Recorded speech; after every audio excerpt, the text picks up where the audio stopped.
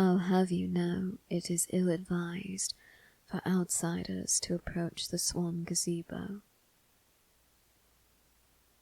You may be allowed onto the school grounds in order to celebrate the 4th of June and spend time with your family, but you are most certainly not permitted to wander as you do. And even those who are students here are not allowed anywhere near the Swan Gazebo unless invited by those of us who have the privilege of serving as house prefects. You most certainly do not seem to have gained this permission. Then I suppose we came here for the same reasons, didn't we?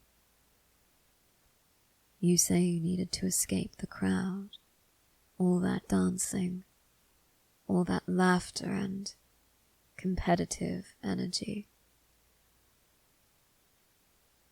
I needed the same, though, based on your attire, I suspect you may have needed to step away for somewhat differing reasons.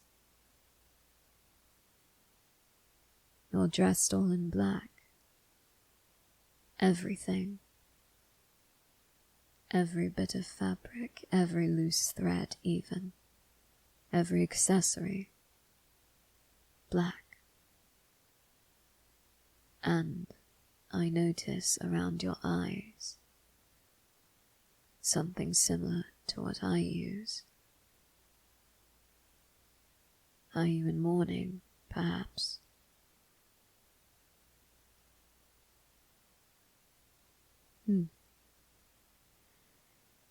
So you choose to dress in this way. You choose to forego more colorful fabrics, whether muted or bright, anything that would reflect the sun's light and attract attention. Rather, you dress as if you're a shadow, completely devoid of anything resembling light. Yet somehow, you move soundlessly and gracefully. Indeed, you do look rather like a shadow.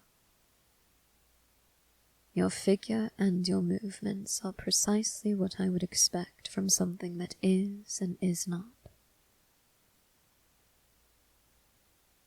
Forgive me, I am unfamiliar with this form of dress. While I am no stranger to more austere fashion trends, I don't believe I've ever seen anyone dressing as you do, freely. Only those in grief would choose to blend in with the darkness. So what is this style called?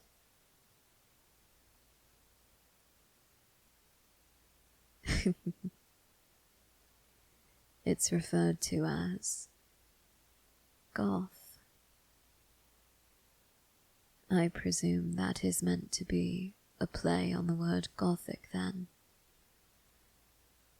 After all, you do dress in a way that almost makes it seem as if you are similar to those buildings built in that Gothic style.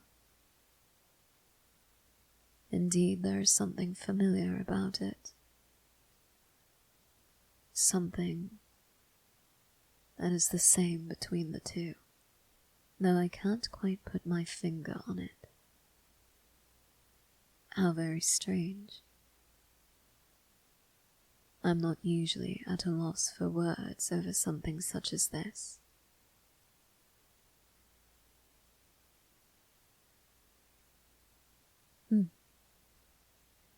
It seems that even with your flagrant disregard for the rules, you do seem to pay attention to certain things, though not others.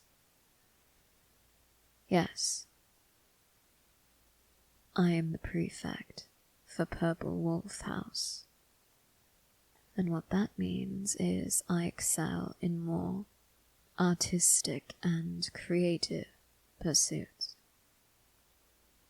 Most of our housemates, they can draw, write poetry, play instruments, create anything and everything where there is nothing.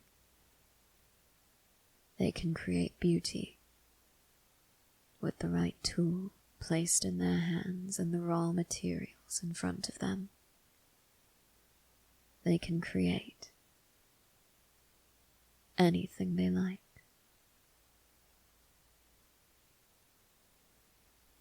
Well, I have often found myself quite fond of charcoal drawings.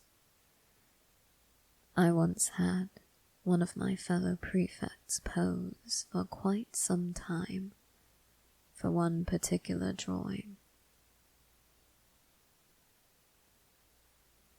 No, it didn't turn out well. He collapsed before I could finish drawing him, and well before I could start. No, instead I drew 2 other portraits and the details of a maze, all while he stood on one leg, both of his arms back to the floor, and his other leg raised high in the air.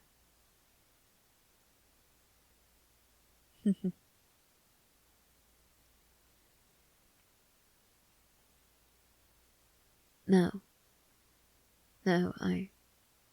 I don't think that would be a wise idea. There is no need for you to see those drawings I've made for myself.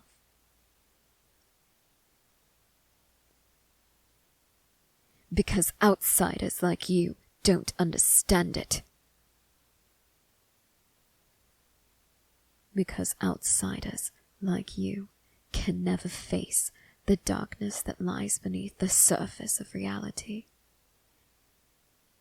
Because outsiders like you want to see bright, colorful, detailed paintings of beautiful scenes of nature, people falling in love, animals, things of the like.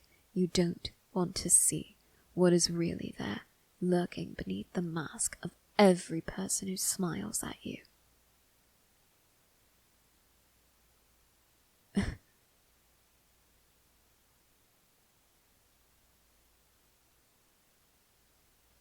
That is precisely what you wish to see.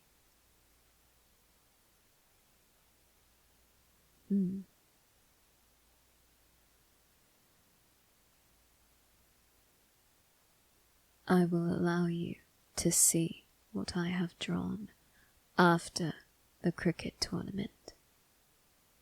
But there is something that you must do for me in exchange. This is something that is very important to me. This is something that I've never asked. Not from an outsider like you. However, you seem to possess a truly artistically gifted soul. If I were to trust this with any other outsider, they would certainly laugh in my face. They would certainly be put off by it or have no appreciation for what it is that I am asking. But I believe that you understand how important this is to me. If you wish to see what I have seen, if you wish to know the darkness that I have found in this world and put onto paper, sit, find a comfortable pose and stay perfectly still.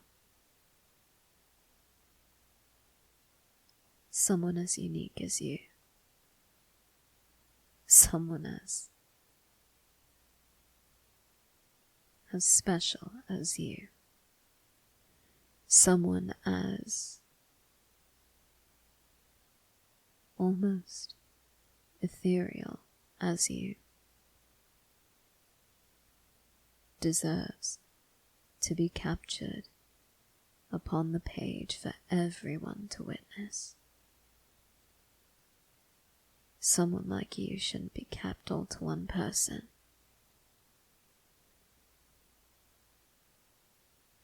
So let me keep you, even after you've gone. Let me draw you.